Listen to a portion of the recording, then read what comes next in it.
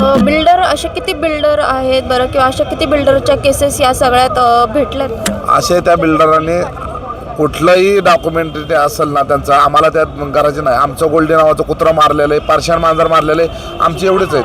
त्यांनी 2 कुत्री मारलेले आहेत, त्यांनी बाकीचे चोरून नेलेले आहेत, पक्षी 40 चोरून नेलेले आहेत. आज ह्यांचा जर मुद्दा मला आणि घरचं बेघर केलेलं आहे, गरबी पाडलेलं आहे त्यांना. अशा लोकांना जर बाहेर काढलं तर आम्ही त्यांना हाक दिली. आम्हाला 100 कोटीची नोटीस पण पाठवली वाणीनं.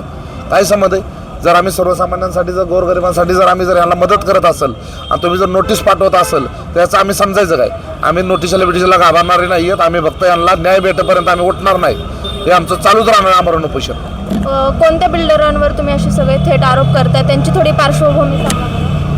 काय करतात? कैलास वाणी आहेत आणि कैवल्य वाणी हे पिक्चरमधनं देऊळबंद आहेत. आमचं त्यांच्यावरती आरोप घ्यायचं एवढंच कारण आहे की ते स्वतःहून नाही आलेले. त्यांचे जावा कंपनी, त्यांची कंपनी, मग त्यांचे लोक आले, मग त्यांच्या आदेशानुसार आलेले आहेत. मग जर तुम्ही जर, आणि हे जे मूळ मालक होते केदारीच्यात भाडेकरू राहत होते, जोपर्यंत फेब्रुवारीपर्यंत भाडे दिलेले स्वामींना, प्रत्येक महिन्याला भाडं देत होते ते. बरं, तुमचं त्यांचं ॲग्रीमेंट बी आहे 2011 ते 2015पर्यंतचं. त्याच्यानंतर तोंडी भाडेकरार चालू झाला, बाबा तुला आम्ही करतो.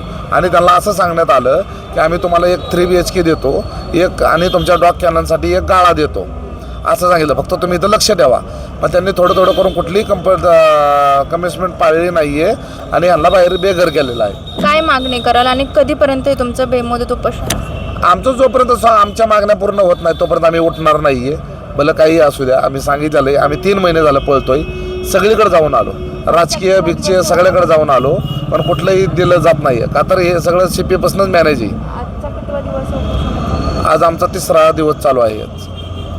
नक्कीच बाणेरमधील एका प्रकरणाने सध्या लक्ष वेधल्याचं आपल्याला पाहायला मिळते. खरं तर बिल्डर आणि तेथील बाणेर पोलिसांचं काहीतरी साठवलोटच असल्याचा आरोप जे आहे ते अनिल बोटे यांनी केलेला आहे. आजच्या त्यांच्या आंदोलनाचा 3रा दिवस आहे, उपोषणाचा माफ करा 3रा दिवस आहे. त्याच्यामुळे या संदर्भात नेमकी कुठली कारवाई खरंच होते का, आता हे पाहणं महत्त्वाचं असेल. Shivani Lagade, Times of Maharashtra, Pune.